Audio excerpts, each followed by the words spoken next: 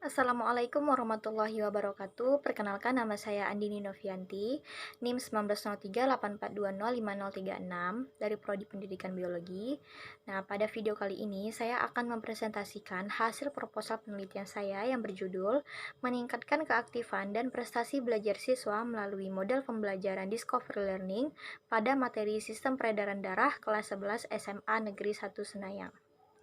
Baiklah, di dalam PPT proposal penelitian saya ini terdapat 3 bab yang akan saya jelaskan. Yang pertama, yaitu bab 1 pendahuluan, yang terdiri dari latar belakang masalah. Adapun yang melatar belakangi penelitian saya ini yaitu sebagian besar siswa SMA Negeri 1 Senayang mengalami kesulitan dalam memahami materi sistem sirkulasi darah yang berkaitan dengan organ-organ yang dipelajari, yang menyebabkan tidak bisa dilihat secara langsung oleh peserta didik sehingga membutuhkan visualisasi pada proses pembelajarannya. Nah, pembelajaran dilakukan oleh guru biologi juga selama ini hanya menggunakan buku cetak, bahan ajar berupa buku cetak. Guru juga terlalu banyak menggunakan metode ceramah dan latihan soal sebagai akibatnya tidak menaikkan keaktifan peserta didik dalam proses pembelajaran dan menghasilkan peserta didik yang cenderung pasif. Kegiatan siswa selama aktivitas pembelajaran hanya mencatat dan menyalin, maka dibutuhkan model pembelajaran yang bisa menaikkan keaktifan siswa selama kegiatan pembelajaran. Model pembelajaran yang lebih mendorong keaktifan kemandirian serta rasa ingin tahu yang besar pada diri siswa merupakan contoh dari penerapan model pembelajaran discovery learning. Itulah yang menjadi alasan saya untuk melakukan penelitian ini. Kemudian yang kedua, identifikasi masalah. Yang mengidentifikasi masalah dalam penelitian ini adalah kegiatan belajar mengajar yang dilakukan pada materi sistem peredaran darah menunjukkan sebagian besar siswa kelas 11 IPA SMA Negeri 1 Senayang sulit memahami organ-organ yang dilalui sebagai jalur atau tempat selama proses sirkulasi berlangsung. Sebagian besar siswa mengalami kesulitan dan lemah dalam memahami konsep materi sistem peredaran darah. Hal ini mengakibatkan keaktifan serta prestasi belajar peserta didik itu rendah, yang ditinjau dari yang akan terjadi rata-rata siswa pada semester ganjil. Kemudian batasan masalah. Batasan masalah dari penelitian ini berdasarkan latar belakang yang sudah dijelaskan tadi, yaitu terkait masalah upaya untuk meningkatkan keaktifan dan prestasi belajar siswa melalui penerapan model pembelajaran discovery learning. Indikator yang digunakan dalam penelitian ini meningkatnya keaktifan peserta didik ditinjau dari proses belajar mengajar selama dikenai tindakan, dan meningkatnya prestasi belajar peserta didik dilihat dari hasil tes belajar siswa. Kemudian rumusan masalah. Adapun rumusan masalah dalam penelitian ini adalah apakah penerapan model pembelajaran discovery learning dapat meningkatkan keaktifan dan prestasi belajar siswa pada materi sistem peredaran darah di kelas 11 IPA SMA Negeri 1 Senayang. Kemudian tujuan dan manfaat penelitian. Yang pertama, tujuan dari penelitian ini adalah untuk meningkatkan dan menaikkan keaktifan dan prestasi belajar siswa pada materi sistem peredaran darah di kelas 11 IPA SMA Negeri 1 Senayang melalui penerapan model pembelajaran discovery learning. Setelah tujuan penelitian, kita masuk ke manfaat penelitian. Adapun penelitian ini memiliki manfaat bagi pihak-pihak. Yang pertama, bagi guru sebagai bahan pertimbangan dalam menentukan model pembelajaran dengan tujuan agar dapat meningkatkan keaktifan serta prestasi belajar peserta didik. Kemudian manfaat penelitian sendiri bagi siswa sebagai wahana baru pada proses meningkatkan keaktifan serta kegiatan belajar siswa dalam mata pelajaran biologi. Kemudian yang ketiga, bagi peneliti sebagai pengembangan terkait pengetahuan tentang penelitian pada pembelajaran biologi. Kemudian manfaat bagi peneliti lainnya sebagai acuan untuk melakukan penelitian lanjutan, yaitu mengenai menaikkan keaktifan dan prestasi belajar siswa pada pembelajaran biologi menggunakan model pembelajaran discovery learning pada materi sistem peredaran darah. Baik, kita lanjut ke bab 2 yaitu tinjauan pustaka. Di sini terdapat beberapa landasan teori mengenai pengertian-pengertian menurut para ahli. Yang pertama, menurut Hinzman, belajar merupakan perubahan dalam diri manusia yang terjadi disebabkan oleh pengalamannya yang bisa mempengaruhi tingkah laku manusia. Itu adalah menurut Hinzman. Kemudian, berdasarkan Suyanto dan Jihad, Model pembelajaran artinya suatu rangka yang mendasari pembelajaran bisa diisi oleh beragam jenis mata pelajaran sesuai menggunakan ciri kerangka dasarnya. Contoh pembelajaran dapat muncul dalam beragam bentuk serta variasinya, sinkron dengan landasan filosofis serta pedagogis yang melatar belakanginya. Kemudian menurut Sujana, metode atau model discovery learning merupakan metode ajar yang mengelola pedagogi sedemikian rupa menyebabkan anak memperoleh pengetahuan yang belum diketahui pada sebelumnya itu tidak melalui pemberitahuan, melainkan separuh atau ditemukan sendiri. Kemudian penelitian yang relevan. Nah, di sini pada penelitian ini terdapat dua penelitian yang relevan. Yang pertama yang dilakukan oleh Rizkyanti pada tahun 2020 tentang pengaruh model discovery learning terhadap hasil belajar kognitif peserta didik pada materi sistem sirkulasi darah kelas 11 SMA Negeri 3 Goa. Kemudian penelitian relevan lainnya yang berhubungan dengan penelitian yang saya lakukan ini adalah penelitian dilakukan oleh Zulfa Fatma, Hasanuddin, dan Safrida pada tahun 2019 tentang pengaruh pembelajaran discovery learning terhadap keterampilan berpikir kritis dan hasil belajar kognitif peserta didik pada materi sistem aliran darah manusia pada SMA Negeri 12 Banda Aceh. Adapun kerangka berpikir dari penelitian ini, yang pertama keadaan awal, model pembelajaran masih berorientasi pada guru sehingga siswa kurang aktif selama kegiatan pembelajaran. Akibatnya prestasi belajar siswa masih rendah. Nah, itu menuju ke evaluasi awal.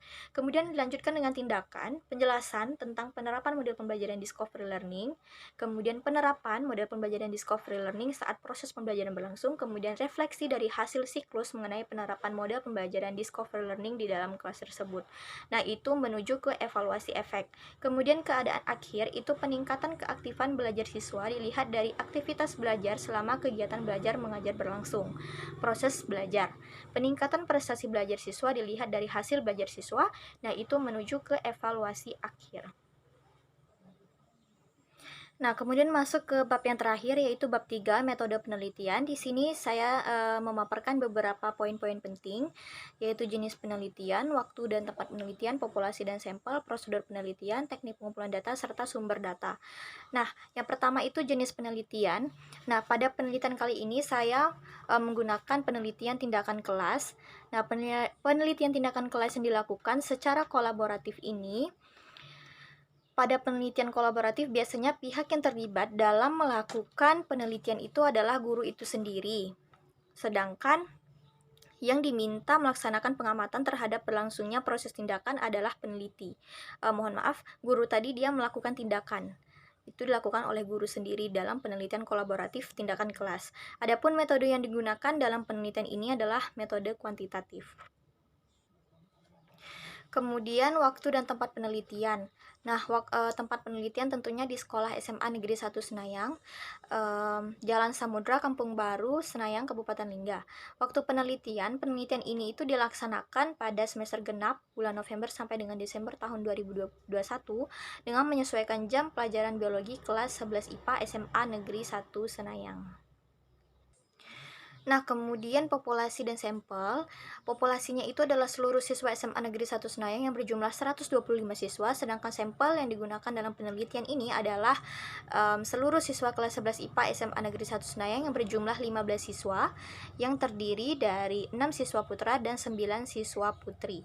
Pengambilan data pada penelitian ini menggunakan teknik random sampling, yang dilakukan dengan memperkirakan bahwa setiap sampel berkedudukan sama dalam hal yang akan diteliti. Nah, kemudian prosedur penelitian itu terdiri dari beberapa tahap, ada 4. Yang pertama perencanaan, kemudian tindakan, pengamatan atau observasi, dan terakhir refleksi. Nah, pada penelitian tindakan kelas ini berlangsung pada 3 siklus atau bisa 4 siklus jika 3 siklus tersebut masih belum terdapat pengaruh peningkatan hasil belajar siswa. Nah, tahap penelitian yang pertama itu perencanaan.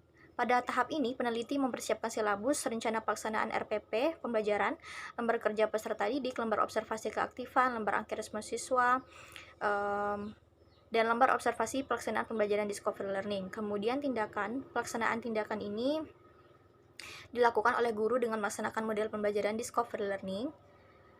Kemudian Yang pertama, guru menyampaikan dulu presentasi ke kelas dengan memberikan apersepsi serta motivasi kepada siswa. Kemudian kegiatan intinya siswa belajar dengan diskusi kelompok. Kemudian guru memberikan stimulasi serta masalah dalam pembelajaran yang wajib dipecahkan oleh peserta didik. Selanjutnya siswa melakukan pengolahan data dan pembuktian serta menarik kesimpulan dari hasil diskusi kelompok. Kemudian siswa diberikan kuis individu oleh guru dan dikerjakan oleh siswa itu sendiri.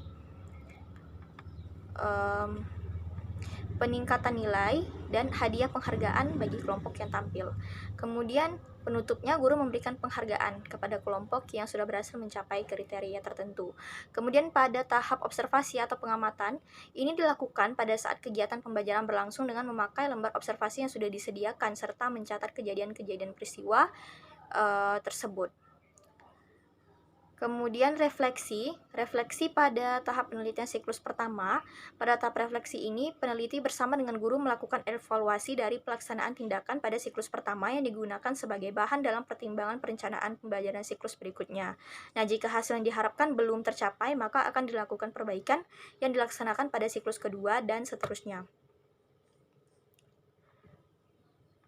Kemudian tahap penelitian siklus 2 dan siklus 3 itu, rencana tindakan pada siklus kedua adalah sebagai akibat dari refleksi dan perbaikan terhadap penerapan kegiatan belajar pada tahap atau siklus pertama. Sedangkan aktivitas pada siklus ketiga ini dimaksudkan sebagai hasil refleksi dan perbaikan terhadap pelaksanaan pembelajaran pada siklus kedua. Tahapan tindakan siklus kedua serta siklus ketiga mengikuti tahap tindakan siklus pertama tadi. Nah, kemudian poin yang kelima yaitu teknik pengumpulan data. Di sini terdapat 5 teknik pengumpulan data yang saya gunakan. Yang pertama itu ada observasi. Pada penelitian ini terdapat 2 panduan observasi, yaitu observasi keaktifan siswa dan observasi pelaksanaan pembelajaran model discovery learning. Nah, observasi keaktifan siswa ini difokuskan pada pengamatan keaktifan siswa dalam kegiatan pembelajaran, sedangkan observasi pelaksanaan pembelajaran discovery learning difokuskan pada pengamatan kegiatan guru maupun peserta didik selama proses pembelajaran berlangsung. Kemudian angket respons siswa ini. Angket diberikan dan diisi oleh peserta didik yang kegunaannya untuk mengetahui respons siswa terhadap pelaksanaan pembelajaran biologi dengan penerapan model pembelajaran discovery learning. Kemudian yang ketiga, wawancara. Nah, wawancara ini dilakukan dengan cara memberikan pertanyaan kepada guru dan juga siswa mengenai proses pembelajaran dengan menggunakan model pembelajaran discovery learning. Kemudian yang keempat, tes. Nah, tes yang dipakai dalam penelitian ini berupa pretest, post-test, dan kuis individu yang kegunaannya untuk mengetahui pemahaman sejauh mana pemahaman peserta didik setelah mempelajari materi sistem peredaran darah dengan menggunakan model pembelajaran discovery learning. Nah, yang terakhir itu menggunakan dokumentasi. Dokumentasi dalam penelitian ini didapat dari hasil pretest, post-test, kuis individu, lembar observasi, kemudian lembar wawancara, catatan lapangan, daftar kelompok siswa, dan foto-foto selama proses pembelajaran berlangsung di dalam kelas. Nah, poin yang terakhir yaitu sumber data. Maksudnya poin yang keenam, sumber data itu didapat dari guru kelas itu sendiri, kemudian kepala sekolah, siswa 11 IPA, dan pihak-pihak sekolah yang terkait di dalamnya. Nah, kemudian yang terakhir yaitu teknik analisis data. Di sana terdapat reduksi data, penyajian data, sampai ke penarikan kesimpulan. Nah, reduksi data yaitu kegiatan pemilihan data, penyederhanaan data, dan transformasi data berasal dari hasil catatan lapangan. Kemudian penyajian data itu meliputi beberapa informasi dalam bentuk teks naratif yang diurutkan, diatur, dan diringkas sehingga mudah dipahami. Penyajian data ini disajikan dalam proposal saya ada beberapa. Yang pertama, analisis data observasi keaktifan siswa, kemudian analisis angket respons siswa, kemudian analisis data kemampuan membuat keputusan kompleks, dan analisis data hasil belajar siswa, sampai pada penarikan kesimpulan. Itu saja presentasi proposal yang dapat saya sampaikan. Terlebih dan terkurang saya mohon maaf. Wassalamualaikum warahmatullahi wabarakatuh. Terima kasih.